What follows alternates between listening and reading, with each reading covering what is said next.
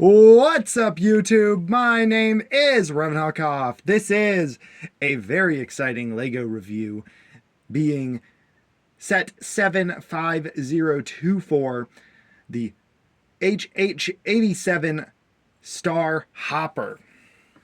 This set came out in the year of 2013. It was retired at the end of 2015. It has 362 pieces. It retailed for $39.99, so $40. New, you're looking at 160 in box, according to Bricklink's latest data. Used, you're looking between 47 to 61. I picked this up at Bricks and Minifigures for $60. The most expensive minifigure is Cad Bane, being $37. And let's get on into this set. Here is the instruction booklet, which of course is equivalent to the front of the box, which looks very good. We will take a look inside to show off the older sets coming out back in the year of 2013. There's the old Win ad. Still a classic. I love seeing that one still. And let's get on into the ship and set itself. This set is very unique because it is neither a... it's not a separatist ship. It's not a republic ship. It's not an empire ship. It's not a rebel ship. It is a Hutt ship. This is for what the Hutts use to police their planet and their territories. And I must say, the wingspan is pretty wide. You can, of course, as you just saw, fold down the wings there. We'll take a look at the minifigures separately. And then you can also put down this here. So that is flight mode, which looks very good. I must say, for a set from 2013, this set still holds up pretty well today. I would say that the worst part, though, is like the top of the wings here. They're a little ugly. But, I mean, it is a Hutt ship, so maybe it's just meant to look ugly. And then, of course, you got the Hutt symbol right there. These are all sticker details you see here. Even these. I got this from Bricks and Minifigures, so I did not put any of these stickers on, or nor did I build it, which is kind of a bummer, because I love LEGO sets, not just for the set itself, not just for the everything that comes with the set, but the building experience. And it's a little bit of a bummer that I could not experience that. Of course, I could take it apart and experience it anyway. But anyway, on the inside, there's a stickered console, which has the Hutt logo and some little buttons and some red buttons for details. You can fit one minifigure in this set by lifting up, of course, as you saw here, the cockpit. Little squeaky. Might need some WD-40. But you can take your pilot here, sit him down in there. And he looks pretty cool in there. It's kind of hard to see him with that window, but you can kind of see him. And then you can lean him back, so you could be looking. You can't even see him if you lean him back, at least not on camera. So yeah, I mean, it's a relatively nice cockpit. You could potentially fit a second figure in here if you remove this little piece in there, if you can see it, that little wedge there. If you remove that, you could definitely fit two figures in there, as long as they don't have any like helmet or headgear that would get in the way. But yeah, then on the side here of the wings, you have these really nice classic flick fire missiles, which I love when they give them an actuator. So we'll shoot one off right now. I mean, look at that. That's pretty good. Without them in there, the ship kind of looks naked, in my opinion. I definitely like them in there. It looks pretty good with them in there. Around the back here, you have some engines. Not much for engines, but you do got this nice thing here. Then you got these little flaps here that you can, as I said, you can bend them up or you can bend them down. And then, of course, that's flight mode. That's landed mode. And yeah, it's a pretty nice set. I feel like the wings are going to break off any second, though. But they've, so far, from just playing with them back and forth, they have yet to break off. This set, though, also has a really cool feature kind of hidden away in the ship. We'll flip it upside down here, and you can see this little brown bit sticking out. You're probably wondering, well, what is that? Well, this is a speeder dropping feature. Yeah, that's pretty cool. I'll do it again to demonstrate. So you can imagine that you have a figure on here, and then they drop the button, and boom, they're ready to go. Now, I have yet to actually test if you can put a figure on here and also in it, so we'll do that right now.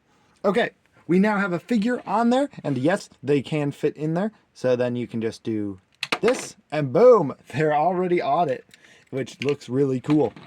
Now, the problem I have with that feature is it's kind of inaccurate. In the show, you never actually see a speeder drop out of it. You just see our heroes, or in this case, our bounty hunter villains, being chased by these ships, but we never see a speeder drop out of it.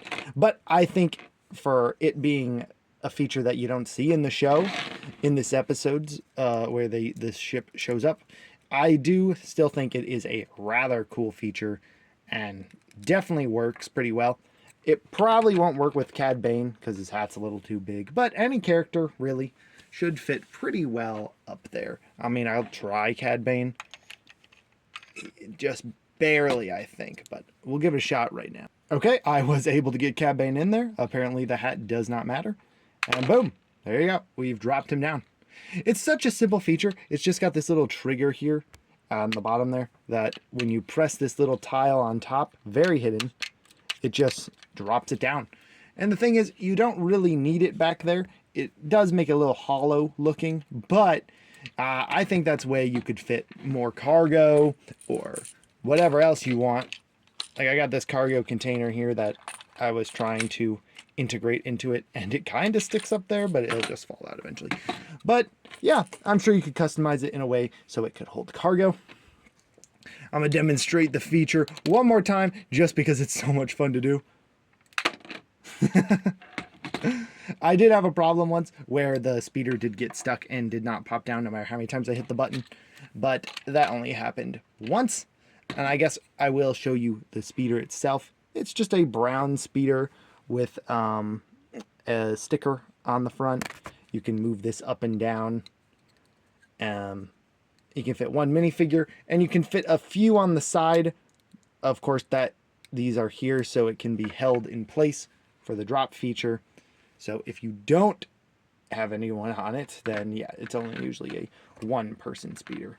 It's got a nice little handlebar, and yeah, that's really it for the vehicles in this set. Let's move on to the minifigs.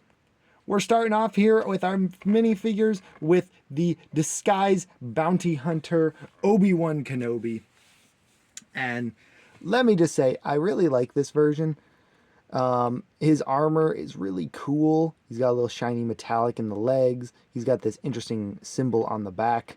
Now, I really wish they would have gave him the helmet he wears pretty much a lot in this, rather than just his face print. But I think the reason why we didn't get a helmet for this version of Obi-Wan is because they'd have to make a whole new piece for him, which Lego doesn't always like to make new pieces for their figures, even though it would make him 10 times accurate. But he comes with a long sniper rifle, no lightsaber for him, but funny enough, he does have a lightsaber hilt as the long barrel of his gun, so in the end he does get a lightsaber. I do like the olive green color. It's a very unique color that we don't really see very often in Lego Star Wars, but I definitely like seeing it, and he's definitely a good scoundrel to have. I also like his tattoo on the face. That looks really sick.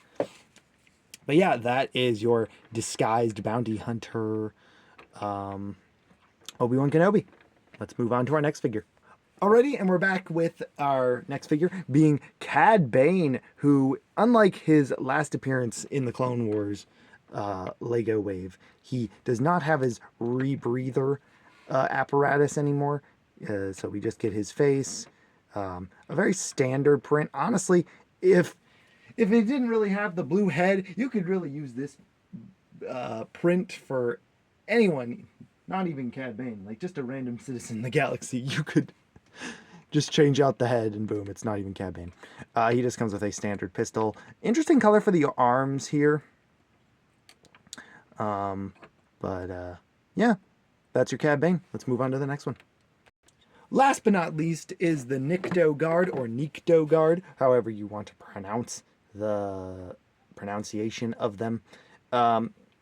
He's a very standard guy. I like his torso. Very neat, very guard-like. He's got, of course, just a spear with a battle axe attached to it. A very common weapon in the Hut criminal organization that they give Lego guys. And then no leg printing or arm printing, which is weird that not a single character besides the disguised Obi-Wan has the leg printing, which I did remember what he's pretending to be. This is Ruko Hardin. So, yeah.